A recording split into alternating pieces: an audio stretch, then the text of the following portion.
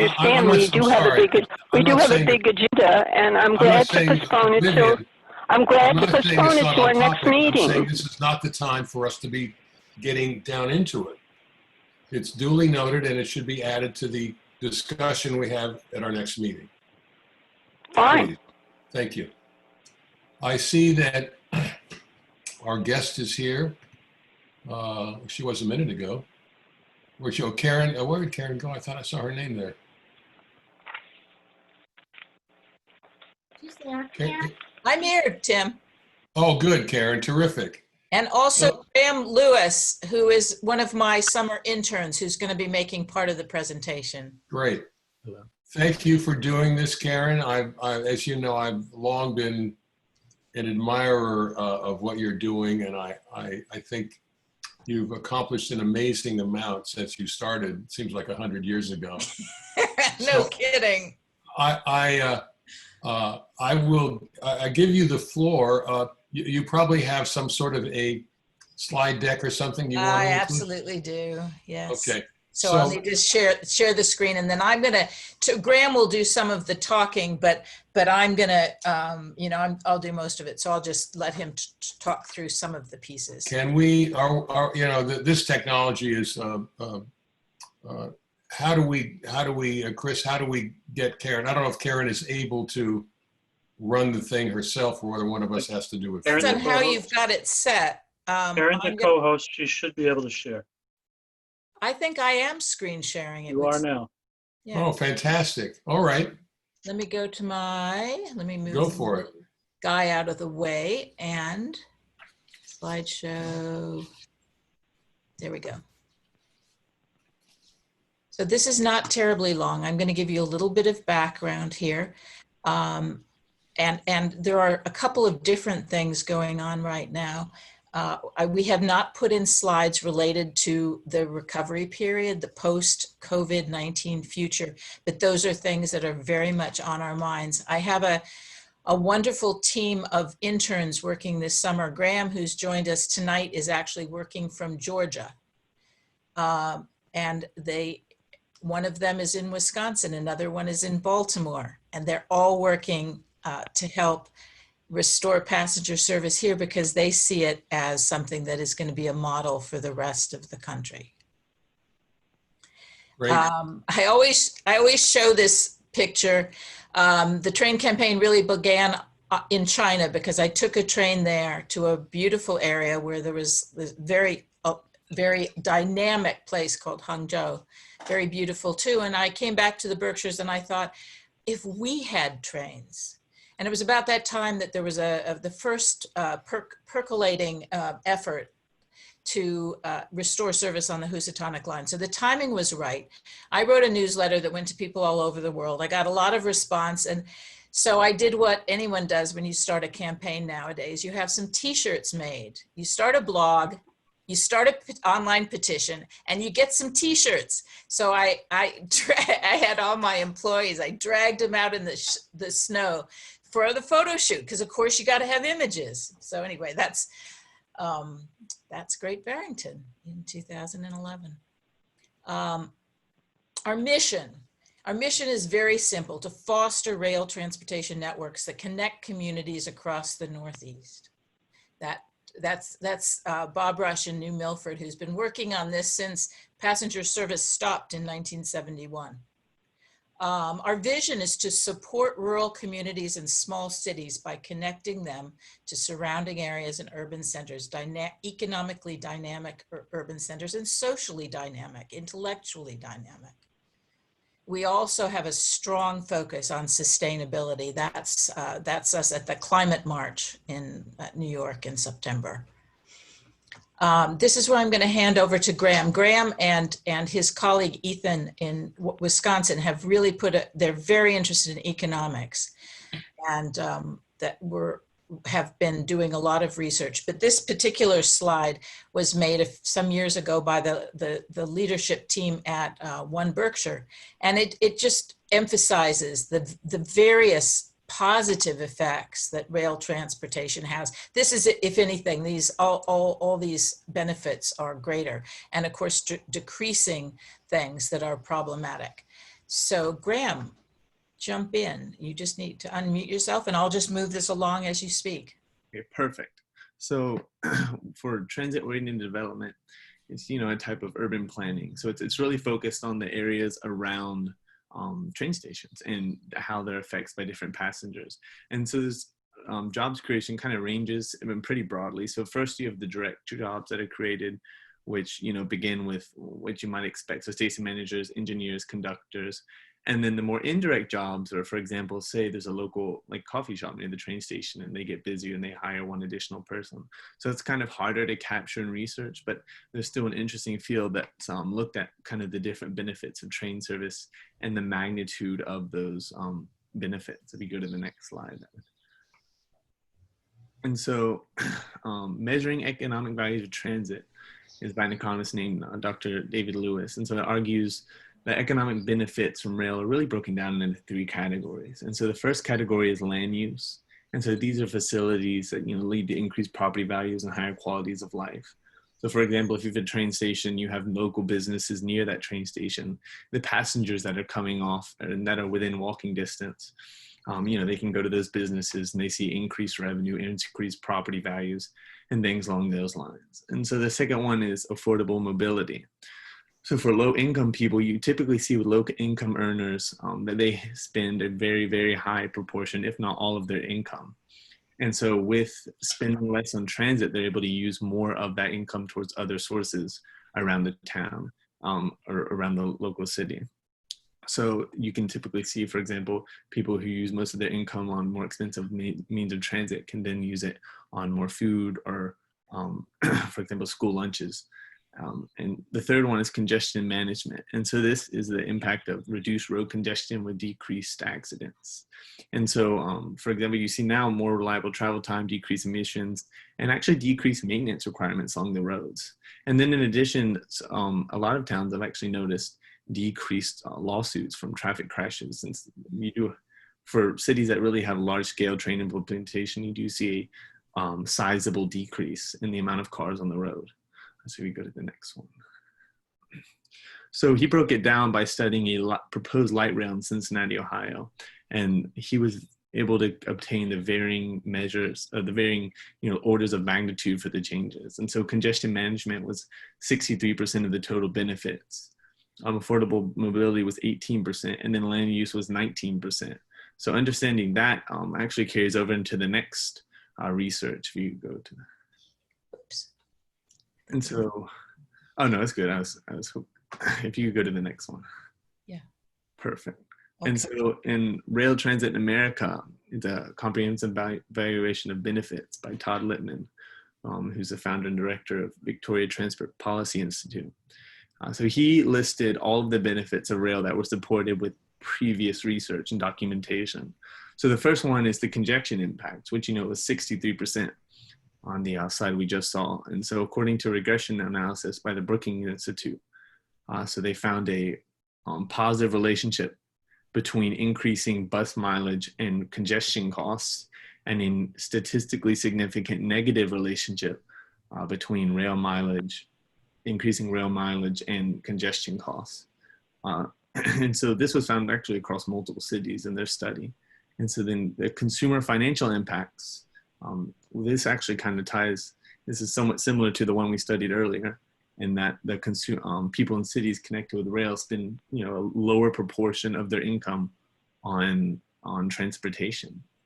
And then so for emission reduction, this actually happens in 2 different ways.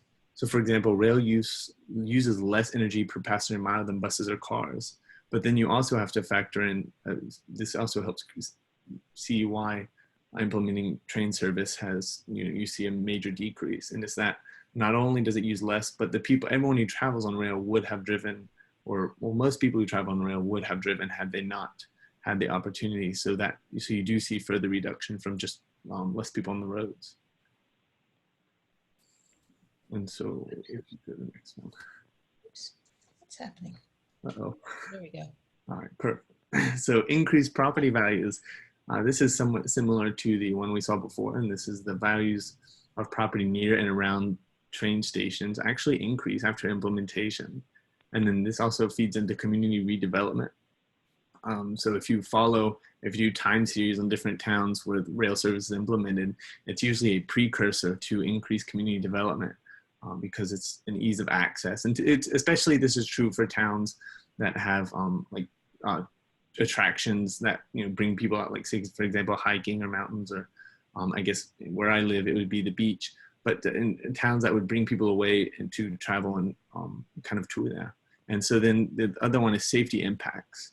So this will actually be on the next slide after this, but using FTA accident data, he showed that as annual per capita transit passenger miles increase, and that's a tongueful, but basically for there to be an actual decrease in traffic fatality rates, you have to have a sizable increase for people using transit passenger miles. And so that's why I use that metric. And so if you go to the graph, perfect. So this, he showed, for example, you can see, as the per capita transit passenger miles are increasing, then you do see a sizable decrease in just the fatalities. And so, as you can imagine, more people on trains, more people using a safer method of transportation, and you're seeing less fatalities from. Pretty dramatic, actually, isn't it? It was a very dramatic decrease. Yeah. So this last one is the transit energy consumption. And it's just showing, comparatively passenger miles for energy consumption. And you can see just the massive decrease. There's a slight decrease from automobile to bus, but the real savings is found in even commuter rail. But what we'd have would be heavier light rail. Great. Graham, just tell them, the folks on the call, a little bit about why you came to this project. I was actually studying in China last summer, and I really enjoyed being able to travel around the country on high-speed rail. And so then this summer, I was just trying to find an internship, like a lot of college students, and I came across the train campaign, and it made a lot of sense, and it seemed like a project I would be very, very passionate about. And it's just a goal that, as you can see, there are a lot of benefits to it, and it was just something I returned to the U.S. from last summer wondering why don't we have our own train system. So I guess we got a similar start there. So I'm going to take you through a couple of the projects that are underway right now, and then we can talk about some specific recommendations for Great Barrington. This map is from 2018, a project, a very, very ambitious initiative called Rebooting New England. It's now called the North Atlantic Rail Project that's being proposed. But I went to a meeting in Connecticut about it, and they put this map up, and it's got high-speed rail between New York and Boston, and all these lines, these high-performance lines to connect the old industrial cities of New England and to create a powerhouse of New England. But look in Western Connecticut. Look in Western Massachusetts, there's nothing there. So I as you can imagine, said something about that. And now their map, the 2020 map that they're using, has the east-west line, Pittsfield going west. It has the Housatonic line on it. And it even, I'm not sure, I think they've added this. I'll tell you a little bit about, there's a project to restore passenger service on the line from Boston to North Adams, actually. Very similar project to the Housatonic line that's being spearheaded by Senator Joe Comerford in Northampton. The Housatonic line, this is the line that runs through Great Barrington that we're all familiar with and we see work being done on, was actually chartered in 1836. It provided passenger rail service till 1971. There is still freight service today, as you all know, and right through COVID-19, the freight trains have continued to run, and in fact, the upgrades are underway even during this period. It's very important that there are freight trains running on the line now. That opens all kinds of possibilities, vastly lowers the time and money required to put passenger service on a line. This I can't resist showing, but it's self-evident. This is from 1936. It was on the wall in a New Milford restaurant. I've been working down, been trying to develop more relationships in Connecticut, because that is a crucial part of this particular project, as New York is a part of other projects underway. Progress. in 2014, Governor Deval Patrick initiated the purchase of the track, the 37 miles of track in Massachusetts. So the Commonwealth would own it, and they made a contract for further work that was specifically geared to passenger rail service, to putting passenger service on the line. That was the purpose of the purchase. Those upgrades finally got underway in 2018. In 2020, the bill that we submitted with the sponsorship of Senator Adam Hines and the support of Representative Smitty Pignatelli, to do a full study of the economic and environmental benefits of restoration of passenger service on the Housatonic line has been successfully moved through committees in Boston. I think it's with the Rules Committee now. We're hoping that will be passed, as well as tomorrow's transportation bond bill that also includes the Housatonic line in one of the sections. As you can see, this is all online, and the key piece is that this line will does go up and will bring passengers up through Berkshire County. It is really the spine, the center of the county to Pittsfield. So not only connecting us to New York City, but connecting our towns to Connecticut, and with the east-west line that's in Prospect, connecting us to Pittsfield, where we'll be able to get trains, we hope soon, to Boston too. I'm putting this in. This is actually something we can talk about a little later. I think I've got it in the wrong order. This is from a study that was done in 2014 by Berkshire Regional Planning Commission about station locations, recommending the station location in Great Barrington. And I've actually pulled out the pages about that. I don't know if Chris was around during that time, or anyone here on the call was involved in that study. But it's actually got a number of pages, very detailed work on Great Barrington itself, as well as recommendations for the town of Great Barrington, the things that the town should be doing to prepare for passenger rail service. I think that will be, I've got those documents, Tim. I'm going to email them to you for you to share with the committee. We have been working in Connecticut quite actively. These photos were from last year, obviously not from this year. There are a number of things that have been going on in Connecticut, especially with the southern section of what will be the new Housatonic line.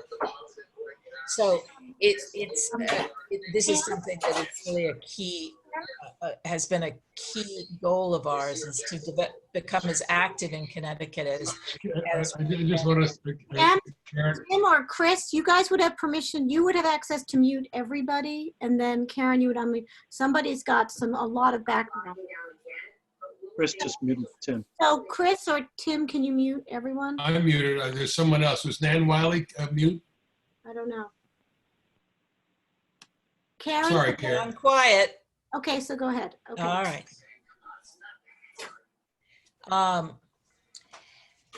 This has not got as much attention, I think, in the Berkshires as the Housatonic line or the Berkshire Flyer line, but this is also extremely important to us. And it really, the thing about trains, the thing to remember is that trains don't go A to B, B to A. They're not back and forth. They're part of a system. They're a network.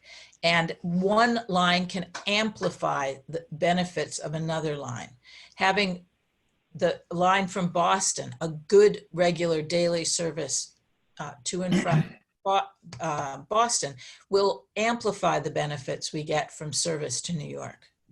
And there's a very detailed study that has been underway with the Mass DOT, the Massachusetts Department of Transportation, that came up with a very, very negative report in February that got a great deal of pushback from all over the state, in fact. I mean, from the Boston Globe, as well as legislators across all along this corridor.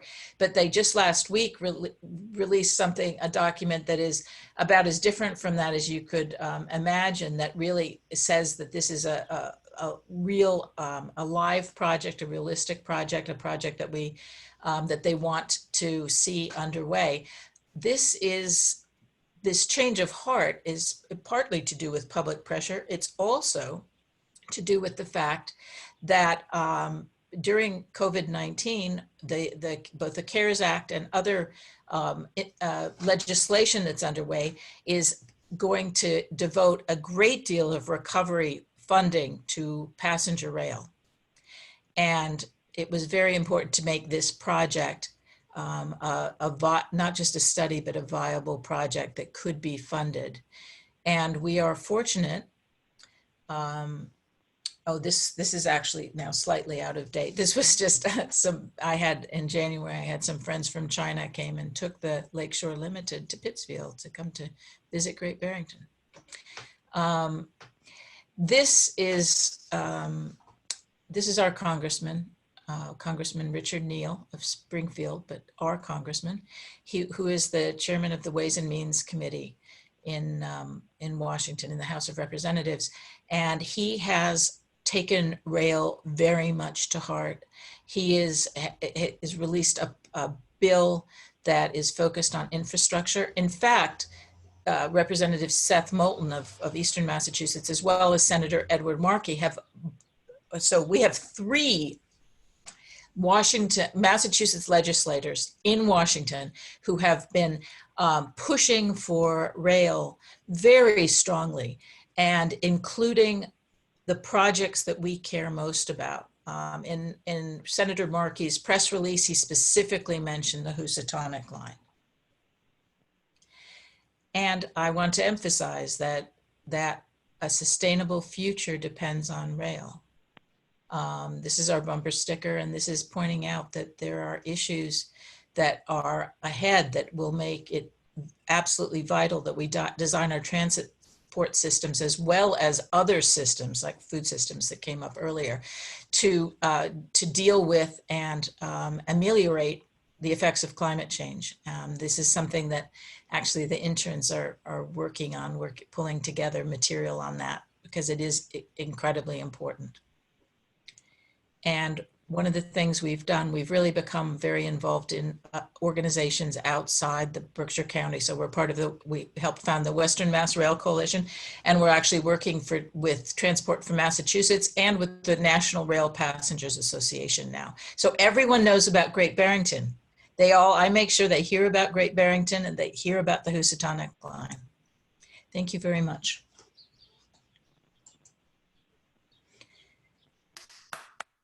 Karen, Chris Rembold speaking. Could you send me your presentation?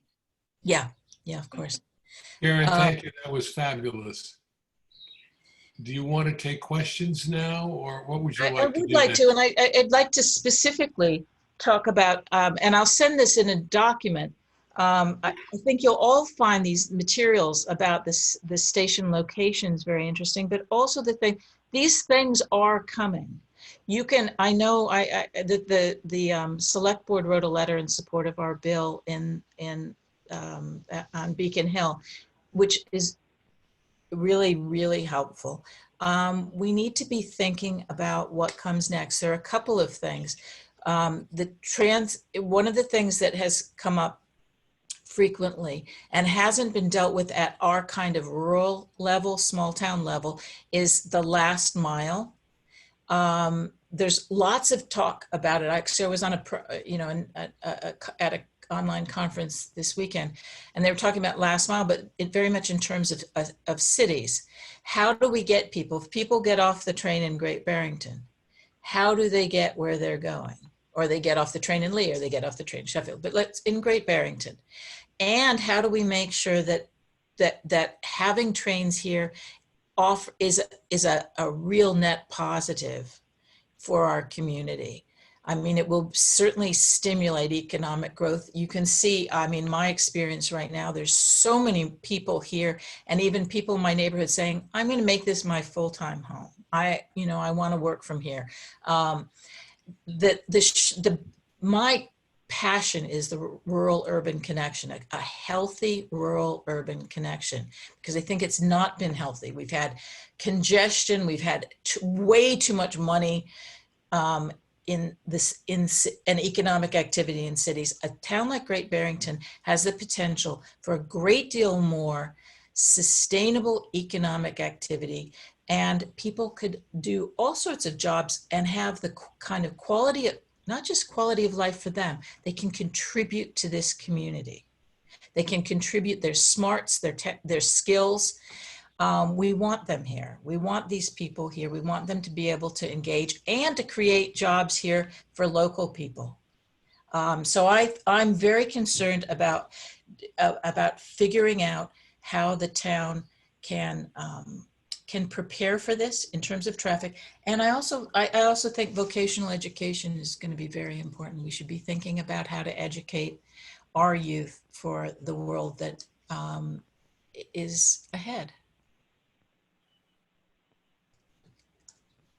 Very good. Do you have specific things you would like to see us do? I don't know if you came on at all early, but our role at the EDC, we're facilitators. We're not so much doers. But if you have information or suggestions or recommendations you want us to carry to the select board, please tell us what they are. Yeah, we do. And I actually am gonna, because I found that the Berkshire Regional Planning had done such really a fine job of analyzing the things that will, the reasons it's desirable to have a train service, to have the train station here in Great Barrington, but also the things that need to be addressed. For instance, one of the things that's in here is that the parking would be all at ground level, not parking, not a parking garage and I think that should be looked at again for one thing. And that the town of Great Barrington should be planning to have a quiet zone at in-grade, that the town could adopt a quiet zone for grade crossings.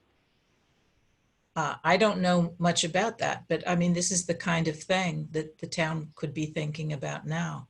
And start talking to, one of the things that comes up is people say, well, isn't it going to be noisier? And I say, well, one of the great things about modern rail, if you look at the track that's down there and go and take a look, those are 1/4 mile pieces of steel. They will be welded together. The existing track is 25-foot sections that are bolted together. So the new track will be these long pieces of welded rail on a different bed, much quieter. Then I had someone you all know, said to me, but if it's too quiet, it'll be dangerous. So, this is the kind of thing, these are the kind of issues that are going to come up with citizens. And, the freight trains are coming through now, the tracks being upgraded. It's a conversation that we can make sure is started now. Karen, could I ask a couple of questions if you don't mind? Sure. How many people do you estimate go down to New York from the Massachusetts section right now to New York City on a daily basis? Right now in July 2020. Well, let's say pre-COVID. I don't know. I mean, you probably would have that figure more than I do. Well, I mean, the numbers I have are pretty low. And my question is, with the capital investment to put in a rail system and the operational cost of a rail system, and again, I love the idea, but I don't see how you can justify that against a good bus service that could go down. In 2010, the market research study that was done by a firm in Northampton estimated, came up with, they said that there would be 2 million single fares a year on the Housatonic line from New York City to Berkshire County, not to Norton. They didn't count Northwestern Connecticut, and they were not looking at intra county travel. This I don't service, have any idea. well, you want to hear a number. I mean, this is small change, this line of ours. The number that the Mass DOT threw out for high-speed service between Boston and Pittsfield was $25 billion. The cost to do it. Yeah, that's not.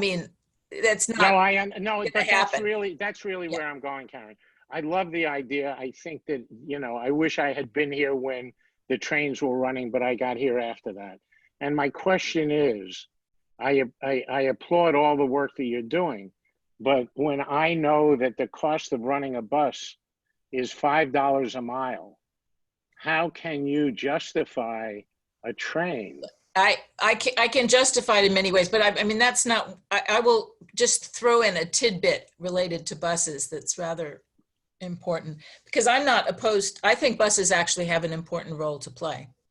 But on the east-west line, there's a committee composed of people from across the state, all along from Boston, and including some of our legislators.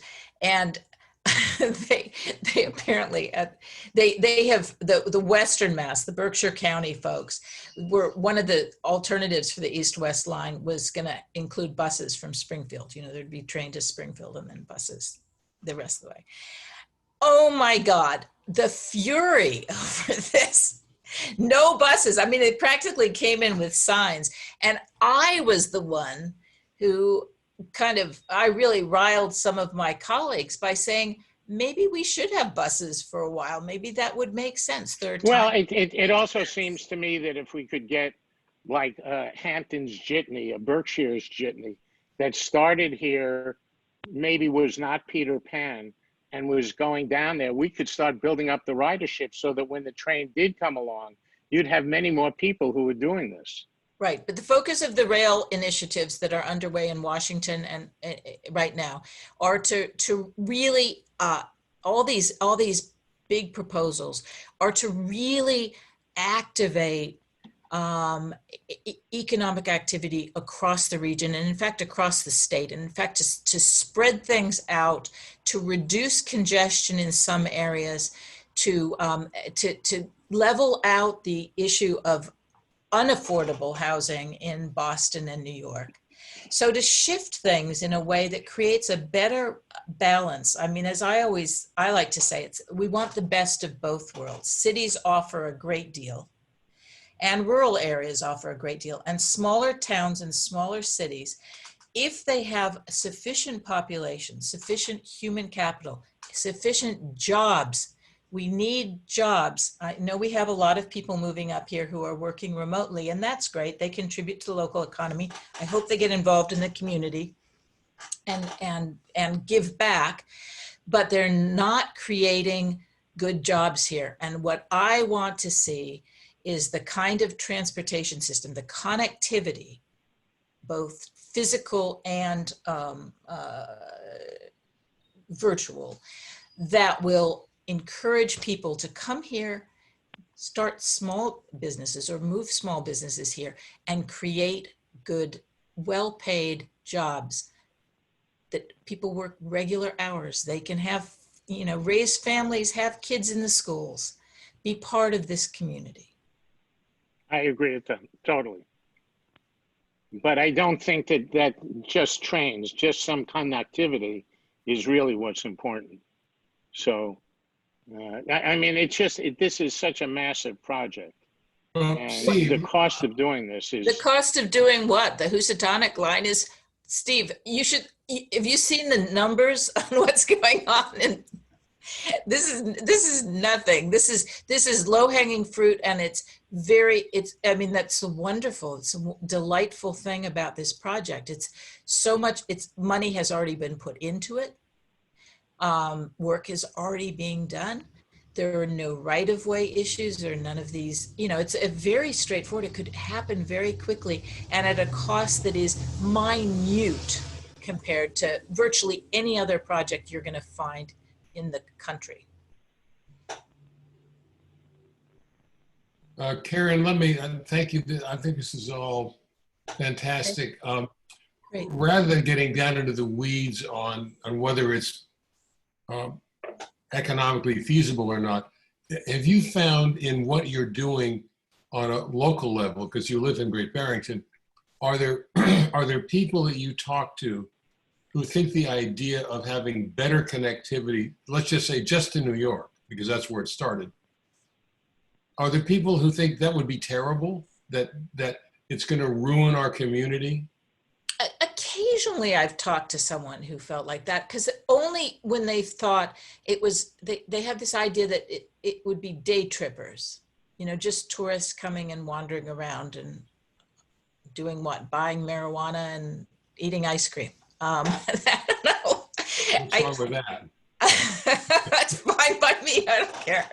But once they think of it as something that, and it's very important, I've never thought of this as something just to bring people up here. It's to bring people to New York. I mean, I commute to normally to New York all the time, and there's loads of people going from Wassaic.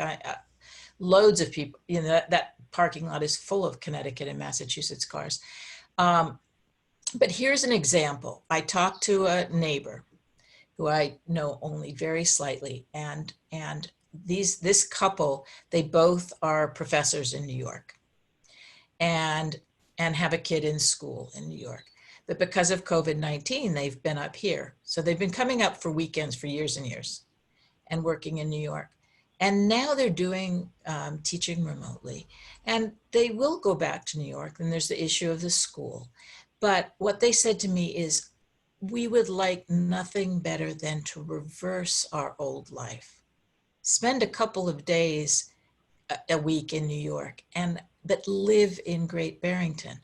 I've met a number of people who've said exactly that. And that is a switch that we are seeing happening all over the country. People are thinking differently about what's possible. You see, one of the reasons we talk a lot about the youth leaving the Berkshires, one of the reasons is there aren't job opportunities for ambitious, college-educated people, very few here. So people who want to have, they may love the Berkshires, loads of people would love to live here, but they also know that they have other priorities in life. And if there are many, many areas and many professions, you can't just do it in the Berkshires. You have to go somewhere. You have to go to a city where there's the companies that do what you do. But what if you could combine things? What if you could have the best of both worlds, and you could base yourself here, be part of communities here, but still very much be engaged professionally in the world? I mean, this is what I've been able to do, but I have a kind of unique profession. It's not, I used to have a lot of employees in Great Barrington. That's a thing of the past, because I can't get people to move here because there aren't other jobs for, there aren't enough other jobs for, ambitious college educated people. So we need to move on to Yeah. the rest of our agenda. As of now, is there anything you want us to tell the select board that you would like us to do on behalf of your project right now? Not in a general way, but we would, tell us what you want us to do. I will do that in an email that you can circulate with some of I'll send the, link to the PowerPoint and some of this other Thank you. material. So you have some documents for them as well. Graham, thank you for joining me and helping me with this. We've been doing a lot of this stuff. It's been a lot. Thank you, Graham. A great summer job, or more than a summer job. And Karen, I'm most appreciative of what you're doing, and keep it up. Nice to see all of you. Thanks a lot. Take care. Great. Okay. All right, so let's move on to the rest of our agenda. I think, Chris, the next thing on my list is your, you want to talk to us about this clean energy project. Yes. So let's move on to that. Great, thanks, Tim. Hi again, everybody. So Chris Rembold speaking. I will try to share my screen here to give you an overview of what the PACE program is. So give me just a second here, if I can find the screen. Oh, there we are.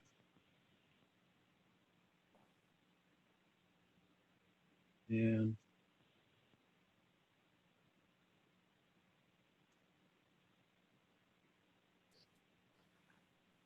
you know, I can't pull the screen up fast enough, so I'll just talk from my notes, and I'll send a PowerPoint along to the committee.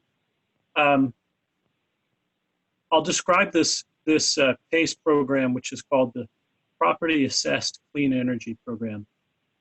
And what I hope is that the EDC votes tonight to support it and send a letter to that effect to the select, because this program ultimately depends on a select board vote.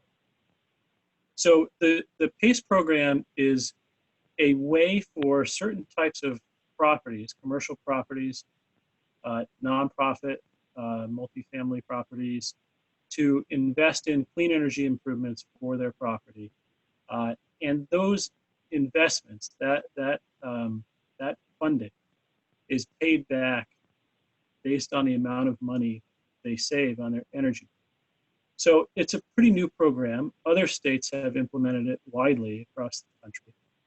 It's fairly new to Massachusetts. The state, just before COVID hit, communities began to implement it locally. There's a few in Berkshire County that have opted into the program, and some in the Pioneer Valley and some out east. So it's pretty new, but what's fantastic is that the municipality, after opting in, really doesn't do much except on the tax bill for the particular property who has made this investment. On that tax bill, the town collects the repayment and distributes that to the payment agent. So when a property decides to invest in clean energy, maybe it's better insulation, maybe it's solar panels or some other investment. I think the minimum is 250 or 25,000, or maybe it's 250,000. See, this is where I need my slides. When a property decides to opt in, the state, through mass development, which is the state's public-private kind of quasi-development agency, through mass development and through the Massachusetts Department of Energy Resources, reviews the property's investment or desired investment, and what it is, how big it is, and most importantly, how much money they'll save, and therefore how much money they'll have to pay back the investment. So the town doesn't get involved in this sort of stuff at all. It's all up to people who are smarter than us and have more time and more expertise to figure this out and to ensure that the investment will pay itself back. So at the end of the day, it's a great opportunity for building owners to make clean energy investments, increase their resiliency, increase the comfort and efficiency of their buildings, of their multifamily apartment complexes, et cetera. And hopefully they can pass some of those operational cost savings, monthly savings on to their tenants. So cleaner energy, more comfortable buildings, and maybe lower bills for the tenants. So there's a number of benefits, and at the end of the day, it costs the town next to nothing to do. We are investigating what costs might be involved, So before we actually go to the select board, we'll have that figured out. But I guess I'll stop there at the risk of droning on and on. I know we've got an agenda here. I guess the last thing I'll mention is that particularly now when building owners are stressed in terms of collecting rents from tenants, and tenants themselves are stressed in actually paying the rent. The good thing is this doesn't rely on the properties or the building owner's working capital. It's doesn't count against them really. It's really just paid off of that energy savings. So it's comparatively easy to get financing for this. And there ends up being a lien on the property. It's not senior to the town's liens, but it is senior to a mortgage. So the property, so eventually, even if the property is sold, investment does eventually get paid back. So I think I'll stop there. At the end of the day, we're looking for the EDC to support this and ask the select board to have Great Barrington opt into the program. So I'll turn it over. Chris, one question that I'd love to ask you, and it's the same one you mentioned that you have to get together for the town, for the select board. I would be very much in favor of the town doing something like this, but you said at very little cost, but you're not sure what the cost is. I just wonder whether it would be appropriate for us to recommend something without knowing what the cost is. The reason I say it's very little is that we don't expect there to be widespread adoption. So it's not as if all 4,000 parcels in Great Barrington are going to sign on and we'll have to deal with that at one shot.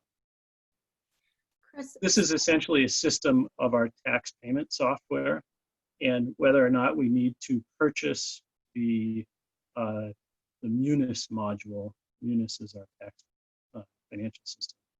Whether or not we need to pay the Munis module each year for a cost of $5,000 to $10,000 as an upfront fee. We don't think that that is the case, but we are just checking on that. Once we have that module, it essentially adds a line to the tax so that property who's in this program has another line on the tax bill, and we're able to track it. And then the money comes in and it's automatically dispersed. So really, it's the cost of the technology, little to no cost to the staff. Chris, this is Anne. I guess I think I'm struggling the same way Steve is. So I'm just not quite clear how this works. So a business signs up, right? And then they invest in the clean energy technology, or they get that for free. I don't really, and then they save money, and then they get money because they're saving money. I am totally confused as to what's happening here. It's a financing program for clean energy investment. So they get a loan, or they get a, Yes, it's essentially a loan. they get a loan. Okay. It operates as almost as a betterment assessment on the property. The property's value sort of goes up in the sense that it has new investment and it's saving energy. And it's able to throw money off to pay off that financing. And then you mentioned that this would affect their tax rate, or it doesn't affect? Does not affect the tax. There's no effect on taxes. Correct. Okay. Although actually, if their property value goes up, then actually the tax rate. Right. It doesn't affect the tax rate. No. And I do recall in another role I had at one point, we looked into something like this, and one of the issues were there were pretty stringent long-term commitments that the companies would have to make. So it would be like 40 or 50-year commitments. Is there something similar to that, or basically it's just you get to upgrade with a loan and there's no expectations or requirements for businesses down the line? I'm not sure how long the term of the financing is. It's not necessarily short term. It may be a long-term financing tool. So if the property is sold, the lien stays on the property, and it will be paid back. And when you said there, so the business that, or who is doing this again? Who's? If the property owner decides to go through this, they will identify the improvements they want to make. They'll identify a capital provider through the state's mass development system. They have capital providers who invest in this sort of thing. And then Mass Development and Mass DOER, Department of Energy Resources, review the application, make sure that the investment will actually pay back over time. And if the business goes under, you said that the lien on the property supersedes that of the mortgage? It does. So who would then own the property if the business didn't make it? The town will maintain the lien and actually assigns it to Mass Development. The town won't get involved in trying to collect the financing. That's left to the state agencies. They step in and do everything. Chris, in listening to this, it seems a little more complicated than something that we ought to just vote on and recommend to the select board tonight. Is there documentation that we ought to be looking at and reading and understanding better before we decide what to do? Is there a timing issue with this? No, there's no timing issue. I'd be happy to send along some slides to the committee. And maybe next time, if you want to take 10 minutes of the next session, I could have a representative from Mass Development join us. That might be good. It just feels a little too complicated for us to say, great, let's do this. Yeah, no problem. Although I guess I would be fine. I mean, just hearing it, we want to investigate it further because you brought it to us. I would be fine sending some sort of message up to the select board that we hope that they will look into it as well. I mean, I don't see any issue there. I certainly think it's worth looking into, but that's absolutely. You know, so, but I don't, if we need to do a vote for that. Yep. I And agree with that. I think that's right. Chris, it's Phil Morrison. I've worked with Mass Development before, and they just, will work with the provider capital, typically the local, the expertise in whether the energy project is a reasonable one. That's Mass Development's role. So. Yeah, thanks, Phil. Well, I would suggest that we. I see Vivian has her hand. Go ahead, Vivian. Yes, I just wanted to ask, does this apply only to businesses or also to residences? Not single-family residences.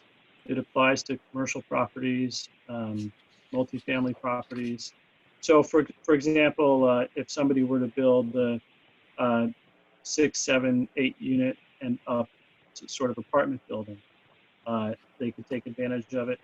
Even the CDC or Construct nonprofits or our colleges could take advantage of this. So nonprofits, multifamily housing, and commercial properties. What you were saying, Chris, was that it's a minimum of 250,000? I'll check on that. Sorry, Vivian, did I cut you off? Yeah, I wanted to also clarify whether when we think of clean energy, we tend to think of renewables. Usually, usually it's solar, but it could be some other type of renewable energy. Does it also apply to energy efficiency, which is often the most cost-effective way of dealing with energy? It does. Yes, the minimum investment is $250,000, and there are a few different types of initiatives that are eligible for this. Energy efficiency is one broad category that could include boiler upgrades, and I will tell you, just from looking at boiler upgrades for our libraries, $250,000 goes very, very quickly.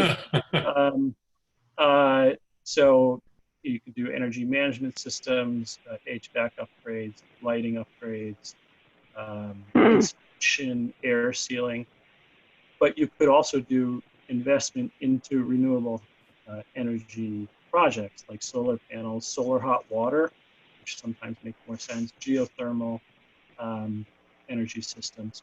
So any of them, Vivian. So it's pretty wide ranging, and so it's both energy efficiency and investment in. Tim, I would like to recommend that if all Chris is looking for is us to say to the select board that this is something they should look into, I'm not clear that we really need to have, you know, all the details, because we're just recommending that this sounds like something that the town should look into, and we would like them to do that.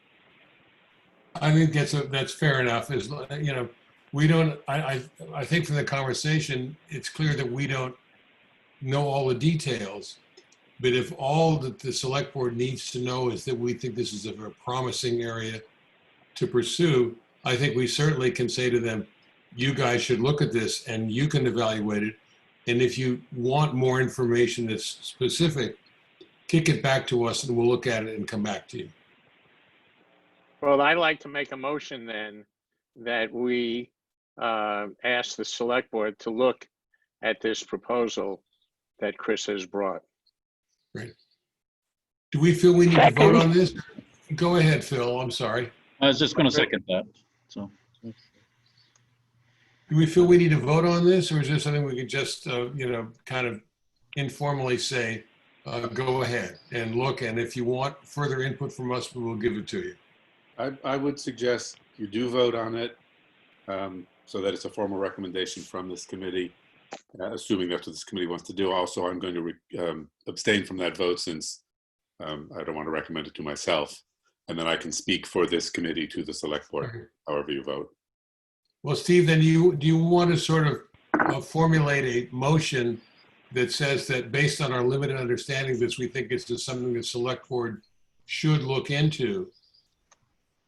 And if they want more specific guidance from us, they need to tell us. So moved. Got it. All right. Is there a second to this quasi motion? yes. Phil. All right. So Phil is kind of moving, seconding. So shall we have to make a roll call vote? Sure, I'll call that Tim. Tim, Yes. Ed is abstaining. Meredith, Yes. Rich,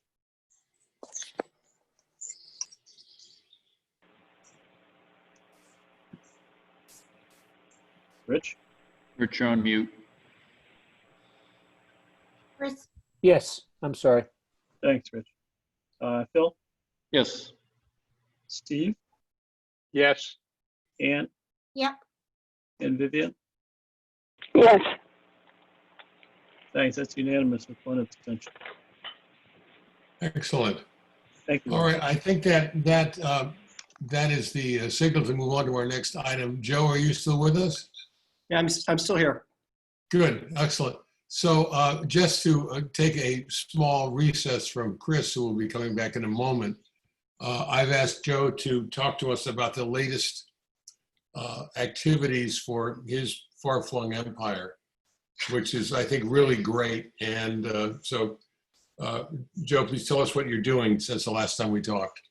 Excellent. So it's been a very busy few weeks for the lab and with us launching it. And again, safe to say we're right in our sweet spot with that. So just some general updates on the lab composition. We have 4 in-house fellows currently. They've been buzzing along for the past few weeks. And then we also added in 7 auxiliary research fellows. I believe on the last time that I presented, I mentioned that I had also contacted a few of my friends who did research with me in the past. A number of them opted to join. So we just onboarded them. They're starting to dive in on some projects. And better yet, we're also getting some crossover between the lab fellows and the outside ones. So looking forward to pushing ahead with that in the coming days. We also have added one other, he's not sort of a political science guy, but we've also added one other, what I'm calling like a part-time fellow. His specialty is graphic design. So he's been assisting us with that. We have currently, I think, 23 different projects in the hopper that we're pushing on. So safe to say we're staying busy. And we're hoping to knock out about 90% of those within the next 3 weeks. So we're pushing hard. And again, as I mentioned before, we're right in our sweet spot and really feeling it right now. So we've covered projects all across the board. We've tackled some marketing projects. We're looking at transportation. We're looking at zoning right now and some planning. And of course, most importantly and most relevant to this committee, we're also looking at economic development. So I just wanted to quickly showcase 4 of the projects that we've been working on or will be working on. Starting off right off the bat, we have one that's active now. Some of you may have seen the press release or heard about this, but we just launched a project called GB Safe. It's the brainchild of Richard Stanley, who contacted Mark Krahinsky a few weeks ago. Basically, what he wanted to do is create a way to allow businesses to show that they had adopted and were pushing ahead with effective strategies to prevent the spread of COVID. Part of it, of course, is to show like the discipline of businesses, but also to reassure customers that their safety is a top priority. So originally, the plan was just to create a seal and then give it to businesses who hit a certain number of criteria. Instead, we at the lab, we decided to take that project and push ahead with it and take it to the next level. So what we did was we created the seal, and then we also we put a QR code, which links to a website that we built around it that showcases, first of all, businesses participating in this program, what some effective strategies are that companies and individuals can adopt and practice, and then also including a list of the businesses that have partnered with us on this initiative. So the stickers, the seals are coming in later this week on Thursday. And basically the parameter that we have is for businesses to reopen, they're required to have an attestation checklist provided by the Commonwealth. So what we've created a form where businesses can go to the form, and I'm going to send these links over to Tim so he can, if he's willing to send them around after the meeting. Basically, people fill out the form. They say we've completed the checklist. It's presented in a place that's visible to consumers. We ask them if they would like to have a seal. And then if they do, we schedule a time to go out, present them with a seal that they can put up in their window or wherever in their establishment. And then we also take a picture of them with it and then post it out on social. So we are driving ahead with this right now. Project went live yesterday. God, these days are busy. It's hard to believe it was just yesterday. But yeah, so we're pushing ahead on that. And again, I'll share those links out. The second project actually involves one of the outside fellows. Maria Villafranklin, she is she's an undergrad at Columbia studying urban and social policy. She has some experience working with communities on economic development projects in Long Island. And so she's tackling a project right now in-house we're calling the Making Moves Project. So basically the Making Moves Project is trying to gain a better understanding of why people we know the why with COVID, but who's coming to our area because of COVID? Sort of what are their motivations for doing so? Who are they? What factors what are they looking for? What would allow for them to stay and continue to thrive here in the Berkshires once the pandemic, once it starts to dissipate a bit? And so for the time being, we've tasked her with contacting local realtors and trying to gain more information about, again, who's coming here, why they're coming here, what their story is. So we're pushing ahead with that in the coming weeks. Obviously, realtors are very busy right now, so we're going to have to be hyper vigilant with this project. On the same note, one project that I'm working on personally right now is creating a Welcome to GB letter and resource kit for people moving to the area. My parents, they're actually selling their house in Housatonic right now, moving only 300 feet up the road. But this weekend we had a tag sale at our house, and it was fascinating to me to see the number of people who came in, both sort of young, sort of older transplants, but at the same time, it was also fascinating to me to see how many young people were also coming through from the city. And a number of them, I struck up a conversation with them, and they actually were wondering how they could get more involved with things around here, whether it was, with sports, with culture, even some with government and committees. And so I thought it would be helpful for us to create something that serves as that resource for people coming to the area.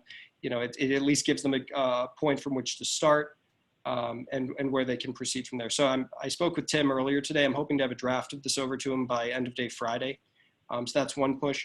The next project that has some relevance for the EDC is what we're calling in-house the It's Our Business project. This is going to be spearheaded by one of the auxiliary fellows, a young man named Jamal Neimer. He worked on economic various economic development projects in the Middle East last summer. He's a seasoned guy with a lot of experience. He's very, very creative. So we're excited to have him on this. Basically, what we're trying to do is find a way to create and pull together information on businesses operating in Great Barrington. Previous attempts at gathering data, in this same vein, involved visiting businesses on foot and just going door to door. We want to find a more efficient way to do that, especially given the current situation.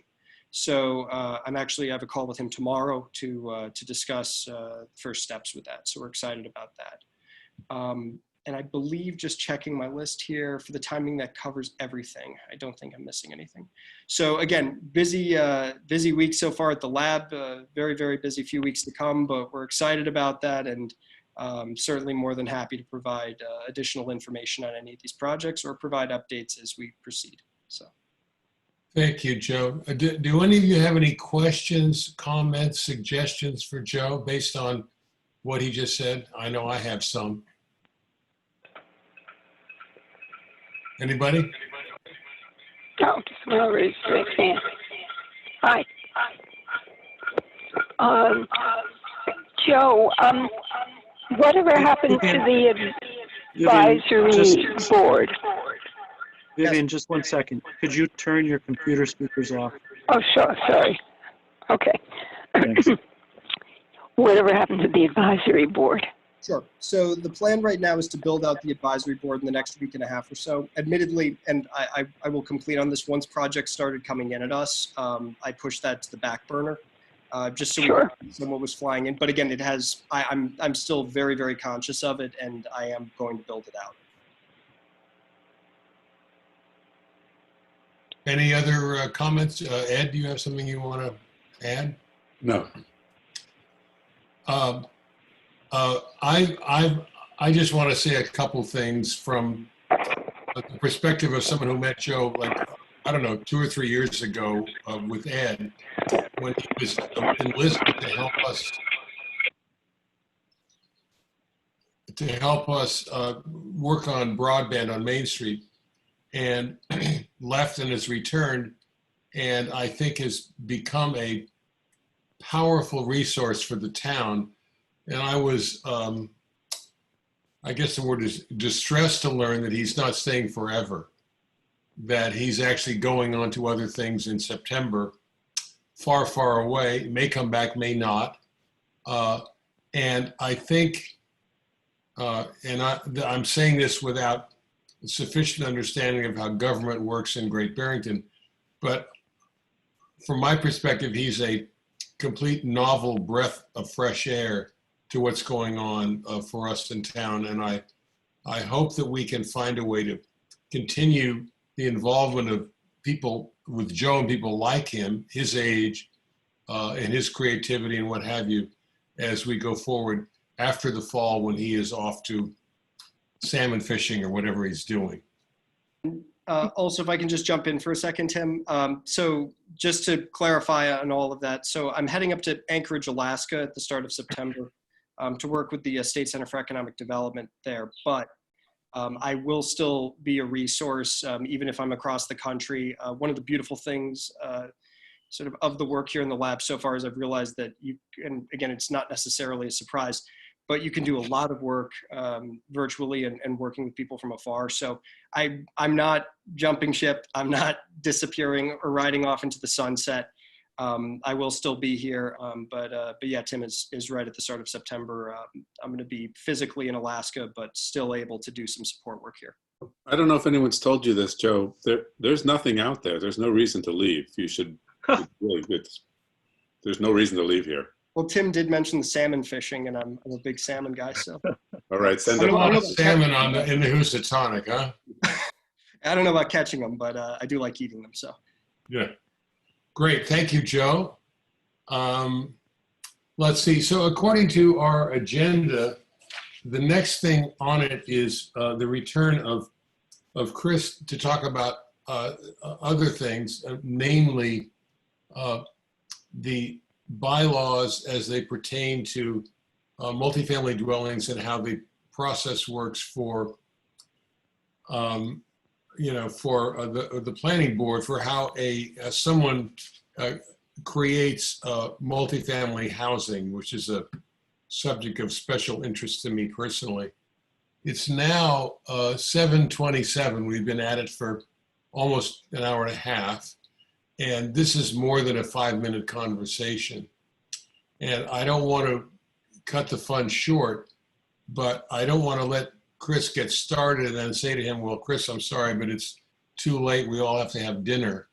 So I leave it to the committee. I leave it to you to comment. Do we want to take on this subject, which is an important one, or do we want to postpone it for 30 days? I'd be happy to postpone it. It's up to the committee. Tim, I actually have a 7:30 commitment, so I am going to have to sign off. It's in 2 minutes. Okay.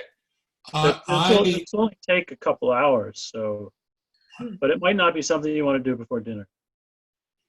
Yeah, it could spoil your appetite. I could give it a quick. I'd give it a quick 30-second version. Go to town meeting, because ultimately it's up to the voters. But next time we can get in depth. My own feeling is that this is extremely important. I know we all have things we're fixated on. I'm fixated on making it possible for people from elsewhere to live here, whether can't afford to buy a house or are not sure they're ready to commit to owning a house. And it seems like we are, at least anecdotally, in a period where many people from out of the area, mostly from New York, want to live here or consider living here. And I think this is an important component to that conversation. So my own recommendation is that we add that to the conversation for our next meeting. And I still want to ask you all to please think about ideas that you have that you think might be helpful to making it a better place, and to get in touch with me by email during the upcoming days. I'm happy to have phone conversations, Zoom conversations, and I think that's about it. So if there are no objections, I would suggest that we consider wrapping up this meeting. But before that, is there members who want to have anything to say, and are there citizens who want to speak? Let's start with the members. Are any members have anything on their mind before we close? Ann? Tim, I'm just looking at the agenda, and the other item on the agenda was, I think, the town website review. So will we continue that to the next meeting as well? Yeah, that's another of my pet projects, and I would call that a marketing conversation. Right.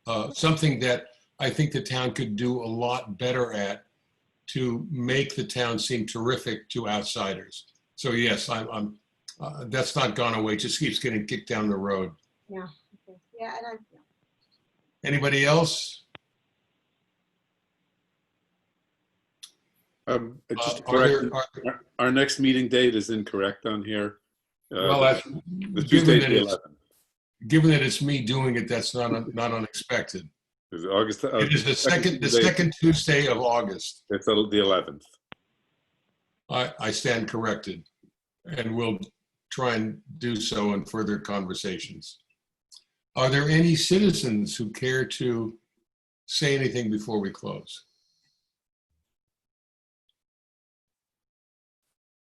In the absence of that, does someone want to move that we close the meeting? So moved. I'll second. Is there a second? Ann seconds?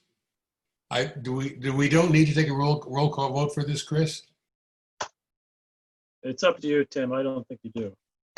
Well, I would move then that we close the meeting without a roll call vote. And thank you all. All right, great. Thank you. You. Thanks. Thanks, everyone. Bye-bye. Thanks, everyone.